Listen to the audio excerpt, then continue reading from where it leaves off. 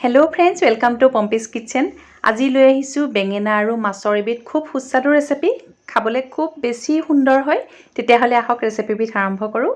তাৰ কাৰণে বেঙেনা ল'লোঁ, মাছ ল'লোঁ, আলু ল'লোঁ, মিহিকৈ পিঁয়াজ কাটি ল'লোঁ, বিলাহী ল'লোঁ, আদা নহৰু, কেঁচা জলকীয়া আৰু ধনিয়া পাত। এতিয়া এখন কেৰাহী পাতিছোঁ। তাতে মই মিঠাতেল দিছোঁ আৰু সেইখিনি সময়তে মাছকেইটাত মই নিমখ হালধি সানি লৈছোঁ। নিমখ হালধি সানি প্ৰস্তুত কৰি ল'লোঁ। আৰু এতিয়া এখন কেৰাহীত এদৰে মিঠাতেল দিয়ে থৈছোঁ, যিহেতু তেলখিনি পকিছে, তাতে মাছকেইটা ভাজিবলৈ মই দি দিছোঁ। আৰু খুব ধুনীয়াকৈ ভাজি ল'ম। খুব আচলতে বেছি কাঢ়াকৈ মই নাভাজোঁ, যিহেতু আঞ্জাৰ মাছটো বহুত বেছি কাঢ়াকৈ ভাজিব নালাগে। কমকৈ ভাজিলেও হয়, তেতিয়া আচলতে আঞ্জাৰ সোৱাদটো বহুত বেছি হয়। আৰু এতিয়া সেইখিনি সময়তে মিক্সিৰ জাৰটোত মই কাটি লোৱা বিলাহীখিনি দিছোঁ, লগতে পিঁয়াজ দিলোঁ আৰু 2-3টামান কেঁচা জলকীয়া দি দিলোঁ। এতিয়া খুব ধুনীয়াকৈ এটা পেষ্ট প্ৰস্তুত কৰি ল'ম। এয়া এটা খুব ধুনীয়া মিহি পেষ্ট প্ৰস্তুত কৰি ল'লোঁ। আৰু সেইখিনি সময়তে মই মাছকেইটা কেৰাহীৰ পৰা কাঢ়ি লওঁ, যিহেতু ভাজা হৈ গৈছে। এইদৰে আটাইকেইটা মাছ মই কেৰাহীৰ পৰা কাঢ়ি ল'লোঁ। আৰু সেইখিনি তেলতেই মই কেইটামান কালজিৰা, লগতে কেঁচা জলকীয়া, অকণমান খুন্দি লোৱা আদা নহৰু দিছোঁ। খুব ধুনীয়াকৈ ভাজি আছোঁ। আৰু তাতে পেষ্ট কৰি লোৱা মছলাখিনি দি দিছোঁ আৰু ৰঙচুৱা হোৱালৈকে ভাজিম।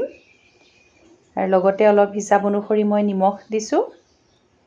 আৰু লগতে অকণমান হালধি গুড়ি আৰু জিৰা গুড়ি, ফ্লেভাৰটো ভাল হয়। আৰু কালাৰৰ কাৰণে অকণমান মই জলকীয়া গুড়ি ব্যৱহাৰ কৰিছোঁ। আৰু খুব ভালকৈ এইদৰে মছলাখিনি ভাজি ল'লোঁ। এতিয়া তাতে কাটি লোৱা আলু আৰু বেঙেনাখিনি দি দিছোঁ। খুব ভালকৈ লৰাই ল'ম আৰু ঢাকোনত ৰাখিম, যিহেতু ভাজ খাব লাগিব। এয়া প্ৰায় 5-6 মিনিটমান সময় মই ঢাকোনত ৰাখিছোঁ। লাহে লাহে ভাজ খাই আহিছে। আৰু এতিয়া তাতে হিচাপ অনুসৰি পানী ব্যৱহাৰ কৰিছোঁ। মই মিক্সিৰ জাৰটোতে অলপমান পানী দি দিছোঁ, যিহেতু মছলা লাগি আছিলে। আকৌ ঢাকোনত ৰাখিলোঁ।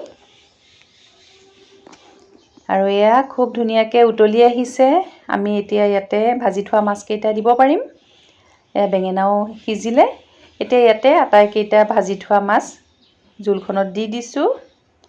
আৰু পুনৰ 10-15 মিনিটমানৰ কাৰণে আকৌ ঢাকোনত ৰাখিম। এইদৰে ঢাকোনত ৰাখিছোঁ। খুব ধুনীয়াকৈ উতলিবলৈ দিলোঁ। এয়া আমাৰ উতলি মাছৰ আঞ্জাৰ কালাৰটো চাওক, ইমান ধুনীয়া আহিছে। আৰু এইদৰে খাবলৈও খুব বেছি সোৱাদ ভৰা হয়। ইয়াতে অকণমান কেঁচা ধনিয়া পাত কাটি দিছোঁ, তেতিয়া আচলতে গোন্ধটো বৰ বেছি ধুনীয়া হয়। আৰু এয়া এতিয়া আমাৰ বেঙেনা আৰু মাছেৰে ৰন্ধা মাছৰ ৰেচিপিবিধ প্ৰস্তুত হৈ গ'ল। এতিয়া এইদৰে পৰিৱেশন কৰিছোঁ এটা বাউলত। আপোনালোকৰ যদি ভাল লাগিছে আজিৰ ৰেচিপিটো, এইদৰে প্ৰস্তুত কৰি খাই চাবচোন, খুব ধুনীয়া হয়। আৰু আপোনালোকৰ ধুনীয়া ধুনীয়া কমেণ্টবোৰ কৰিব। আৰু মই এইদৰে নতুন নতুন ৰেচিপি লৈ আহি থাকিম। চাই থাকিব পম্পিছ কিটচেন। আৰু এইদৰে অকণমান সজাই দিলোঁ। তেতিয়াহ'লে আজিলৈ আহোঁ। ধন্যবাদ।